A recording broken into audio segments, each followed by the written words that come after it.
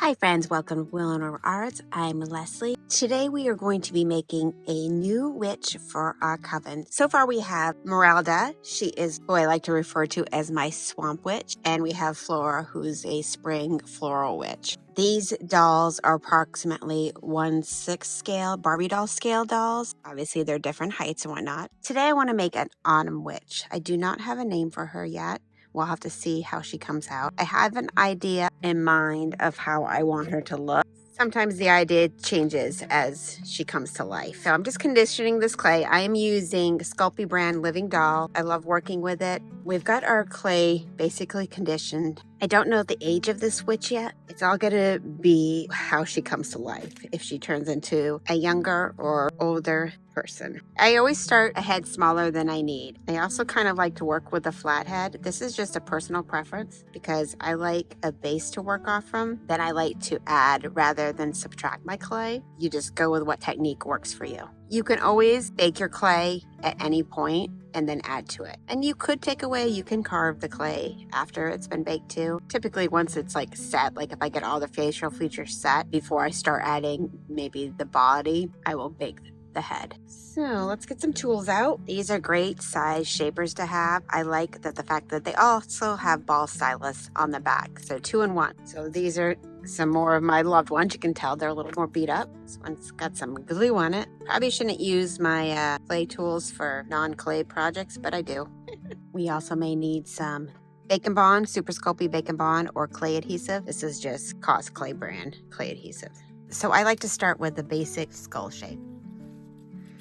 I like to use some kind of wooden base, something I can hold on to it while I am sculpting the face. Once I got a start of the head shape, I like to get placement for where I want the eyes to be. So I have approximately where I want the eyes to be. I like to make quadrants. I like to use ball bearings. Let me see, do I like these? I like to get 2 ball bearings. You can pre-bake some polymer clay balls and use those as well. Or you can buy some glass eyes that is made for like dolls or teddy bears or something and use those. Those work great if you're very apprehensive about making eyes. The glass eyes are great. This is my clay adhesive. I like to put it in a little container and use a paintbrush. So I'm gonna add my eyes in so we have a little alien creature. So at this point, I like to harden my little alien person. I like a hard surface to work from. You do what works for you. I tend to mush it if I go further than this. This is just a personal preference. So I'm gonna harden my little alien friend with the eyes in place, and then we're gonna go from there. I'm just gonna do my heat gun to harden it. I'm gonna work on just her facial features now and see where we end up. Oops. Oh, that's too much. That's okay. We got a mummy here. I like to just get a little bit of a triangular shape just to get the start of nose placement. We've got our little nose started, and let's just continue on.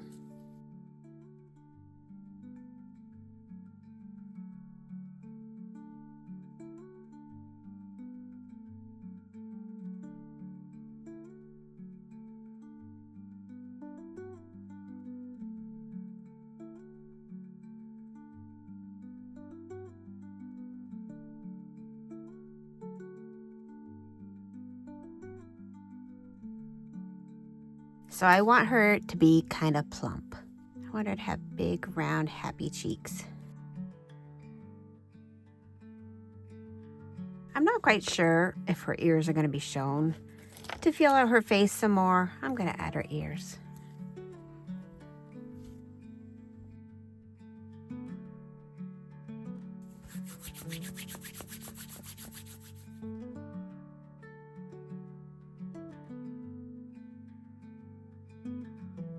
I'm now working on her armature of her body. I'm just going to twist wires together to get her shoulder shape and her arm length. And the wire is going to be her support, but I'm not going to sculpt on the entire wire. I'm just going to sculpt basically from bust up, and the rest of the body I'll fill out with cotton and fabric. So I'm adding the polymer clay to her shoulder area and her bust area, and then I will leave a space that's just wire so it's still bendable, and then I'll add polymer clay for her wrists and hands. I want her to be a full busted lady. She'll be mostly fluffed out with cotton. This will just give us options for dressmaking.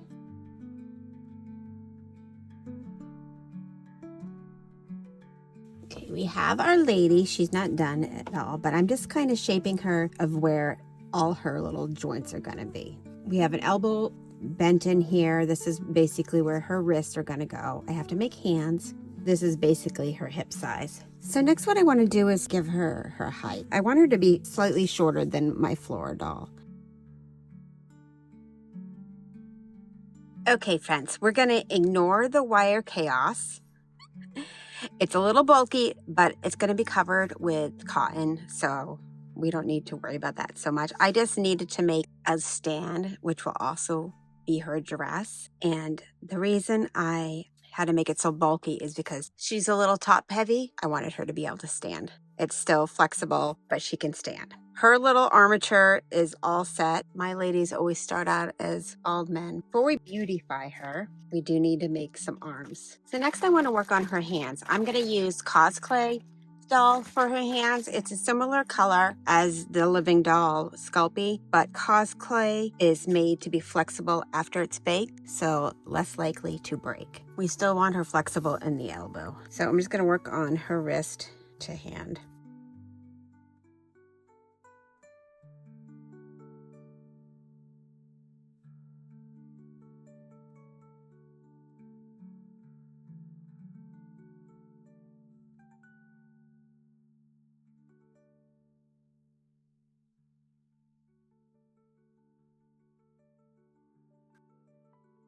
We're going to start working on her skin tones. I'm going to use a mixture of this model color set. It's just, I have a bunch of different skin tones. And then I'm going to use some pastels. So I'm going to start with the acrylic paint. This is a pale flesh tone. I think it's just called light flesh. So I like to go between a little paintbrush and a makeup sponge.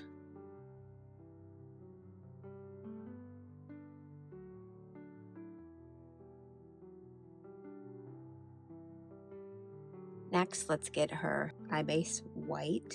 I want her to have brown eyes, so this is always the trickiest part, to get the brown eye. I'm gonna do that off camera and then show you where I'm at once I get the eye shape in.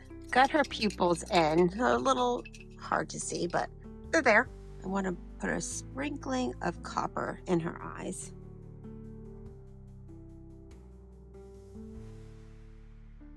I'm just using some watercolor pencils here for her liner and her eyelashes. I'm using my craft knife just to shave some of the pastels down to get a powder, and then I'm mixing together some browns and some peaches just to get a light brown. This is to add some shading in her skin tone. I want her to have brown auburn hair with some coppery tones, so I'm using the watercolor pencils to draw in her eyebrows. So we're going to go in with, this is rose salmon for her cheeks.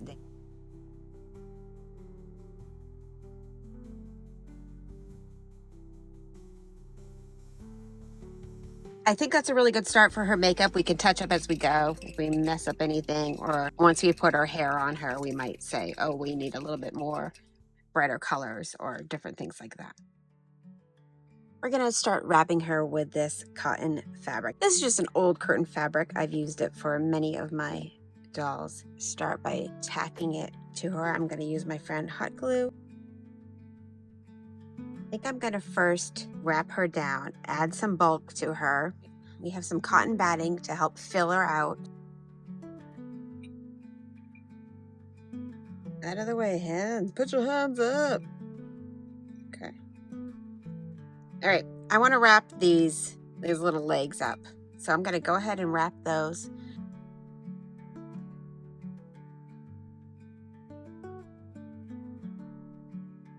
This is just some fabric with cotton in the middle. I got to pad her up.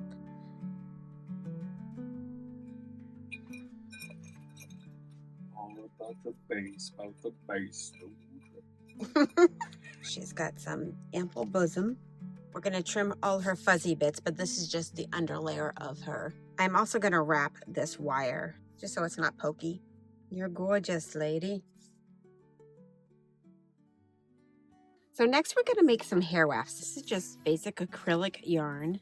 This is chocolate brown and this is a rust color. I'm going to mix the two together to make some brown hair with some rust highlights. So what I do to make the yarn wisps is I cut some of the yarn. I do like to take the strands apart. This is not necessary, but I think it helps when you're going to comb out your hair wefts. And then I like to take just a touch of the highlight color because a little goes a long way. So then I just take my wooden dowel and I loop it through. This gives us some kind of base to be able to brush it from. You can use different things. This is just what I happen to use. And then I take a pet grooming brush, so I don't use this on a pet at all. Then I just comb out. You're gonna lose a lot of the yarn in the process. It's just how it goes. You're gonna be left with some wispies. This grooming brush is great because this button pushes and then you can pull out all the extra fuzz. So I like that. So next, you're gonna take a flat iron. This isn't really technically a flat iron. This is actually just a cheapo iron. This is sold as like a sandwich bag sealer type of thing.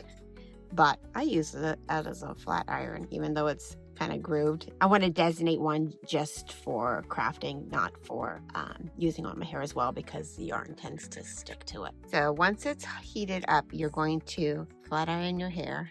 Okay, so once you have it ironed out, what I like to do next is you can take a wooden dowel, use the size dowel you want your curls to be. A metal one would be great too, but I don't want to like burn my fingers, so I just go with the wooden one. So then I roll my yarn onto my other dowel, and then I just take my flat iron and heat up the curl. So once you've heated up your yarn, you'd pull off your little, and then you have a curl. So you can take this hair weft, trim it. You can either take some glue on a non-stick plastic sheet and glue it and then let it sit and then have like a solid piece. Or you can just take this hair weft and glue it directly to your dowel. So now we have our lovely lady and a bunch of the hair wefts we made and curled. So I'm going to take the hair wefts and I'm going to use PVA glue. Just going to start by gluing them on in sections across her head, basically in rows. And I'm gonna do that off camera because it's just more of the same.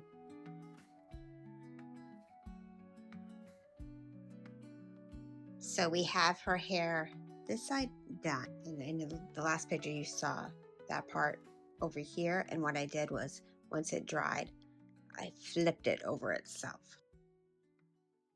Next, we're going to talk about her clothing. Picked up some beautiful different fabric. I like the stretchy material for my dolls, something that has some give. I don't like to use just the cotton. It's a little too stiff. So I have this beautiful color. We might not use all these. We'll have to see as we go, but I thought this was gorgeous. It has some kind of leaves on it. And then this is like more of a sheer. And then we have this other lacy sheer fabric.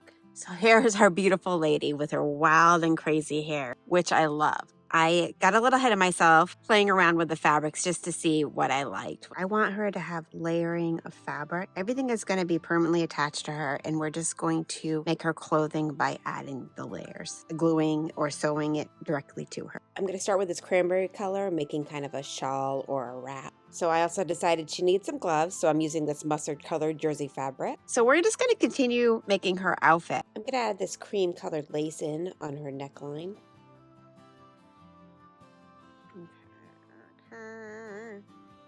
So I'm just making her little glove by taking the fabric, and then I'm just going to cut some finger holes in it by making little slits. I'm going to stick it over her fingers here.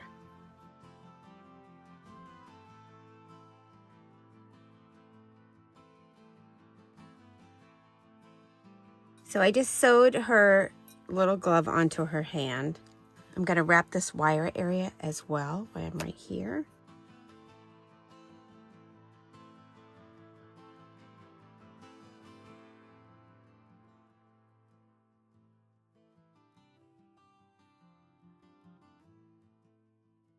Now I want to hide her frame, which helps her stand. It also acts as the petticoat or partial petticoat. I'm going to take this mustard yellow color fabric and I'm just going to glue it around her waist as well as the base of the petticoat wire and give that fullness of her skirt. Try not to get glue on your needles. It makes your needles impossible to use. And you're going to stab yourself too. So we have her first layer of her dress ready. So next we're going to do a lace layer.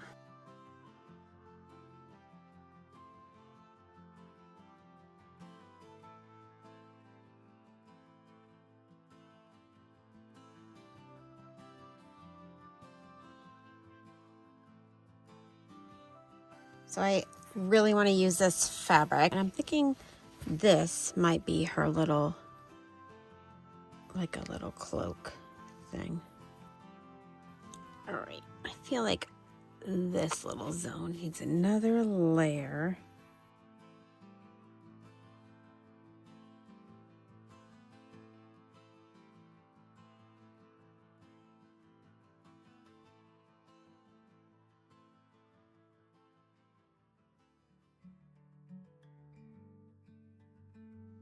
I'm going to preface the upcoming footage by letting you know I tried a few different methods to make a hat.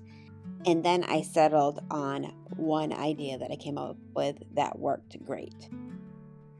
I'm going to go with this one with just the hot glue. It does not change the color of the fabric and it's still bendable. I tried different types of glue. My PVA glue, which you see underneath what I'm doing right here, changed the color of the fabric when it dried, and it actually did not hold the fabric together. Fail on this one. This one is a go. Okay, so let's make a decent looking one this time. Let's cut some more of this wire mesh, and I'm going to do that over the garbage can because it has little teeny wires that are really pokey and I don't want those all around. That wire is pest deterrent. It's made to put in like holes to keep mice out of your house. Put our mesh in the middle, put this little guy on top. All right, so there's probably many ways you could do this. Warbler would probably be the best option, or some type of foam, but since I have this wire mesh, I'm gonna experiment with this. It's always fun to try different things to see if they work. Trade it to a pencil. My poor clay acrylic rod, I'm gonna have to spend a day picking off the glue. So the nice thing about the hot glue is it dries within a matter of minutes. Brainstorming here as we go. I'm just going to cut the circle out. I did have the extra fabric there because I was going to fold it over, but I didn't really think ahead. Like, we're experimenting here, so let's just cut this. Get rid of the danger bits.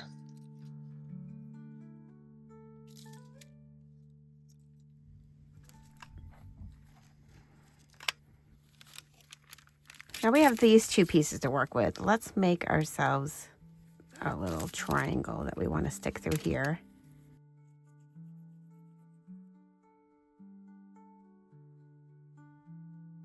Seal the edges together. Yeah, let's work with the like wonkiness of it. We're going to take some of the chalk pastel and kind of dirty up the hat a bit. We don't need glue plopping out, but I'm okay with any rough edges. Some of these are a little bit too long, so we'll trim up some of her hair. All my witches carry a lantern in some way. So what I want to do is, she's my autumn witch. I want her to have her lantern as well. We're going to make her lantern gourd theme. I'm using one of these lights for all the lantern base. Come on. There we go. Let's carve into this pumpkin and see if we can make it into a lantern. I'm going to remove some of the styrofoam inside. I want to basically poke holes into this. Let's see. Yeah. Okay, that's perfect. So I have some foam putty we're going to try today. I've never used this before. I've had it forever. I bought it for some reason. I can't remember why. Okay, so I have this other little pumpkin. I'm going to take off this doodad, the bottom layer. I'm kind of hiding the mechanism of the light right now. Just making space for the pieces to fit into. So I want to be able to use the two pieces together and make a light. I think we can do that. And I don't want them to be like even. I want a little bit of wackiness to them, wonkiness. I like some wonky. I'm going to use a foam clay to fill in the gap that broke apart. So we're turning on, we're turning off, turning on. I'm going to use some hot glue and I want to attach it to this stick. Okay, I like that. So what I want to do here is make what I think might resemble an acorn. So I'm going to take this wooden bead. So I have some PVA glue, school glue, Elmer's glue, and some nail art beads. I'm going to paint over this. I don't think it matters what color I start with. So this is my idea. A dab of my Elmer's glue. We're going to add the little cap to our acorn. And then I'm going to take it and I'm going to dab it in my nail art. I'm going to take a piece of wire. I'm going to trim. If I trim too long, I can fix that later on, but take a piece of wire, get that in the glue as well. We're going to stick it in the hole of the bead. Then we're just going to take our nail art and mush it around if it moved on me. My thought is once that dries, it will give the idea of an acorn. We'll paint the whole thing, actually. Then I'm going to take some of the bronze. There. I think that looks kind of acorn-esque. I think we'll go with that.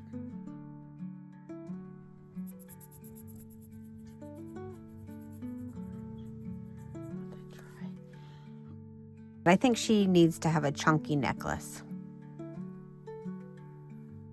Give them a little shine. This is the brown and the copper mixed together. Okay, I want to decorate her hat a little bit. Then I want her to have some of these little acorns we made. I made her some elixirs just using beads and bead caps. She's going to carry these on a belt around her waist. So what I do is if I don't have a needle, this is like embroidery thread, so I don't have a needle with an eye hole that is big enough for this embroidery thread. So I like to take some glue. We'll just stiffen up the end of my yarn, let it dry for a second, get the glue off your fingers. Now we have our stiff piece of embroidery thread. I'm going to trim it just to make it perfect on one side, and then we're going to go ahead and add some more wooden beads. This just makes it easier to thread the beads. Next I want to do is finish her lantern. I just want to add some more doodads with her lantern. I've got this, kind of looks like a cattail, so we're going to add that. And then I have some of this, kind of looks like pumpkin leaves. I glued those leaves in, and I think that's a fun look. Lastly, what I need to do is she needs some gloss on her eyes. We need to shine her eyes up. I'm going to take some of this gloss. So friends, I think I'm ready to call it. She is pretty much exactly what I pictured in my mind for my autumn witch. I think she's cute, I think she's sassy, and I think she fits perfect in the coven. And I think she has a fantastic autumn vibe. We need to name her. So my thoughts are she'd make a perfect hazel. Let me know in the comments if you agree that she looks like a hazel. Thanks for watching, everybody. I appreciate all of you. If you enjoy the things I make, my miniatures and my sculptures, please like and subscribe and share with your friends. Thanks for watching, everybody. Stay tuned for the final photo results.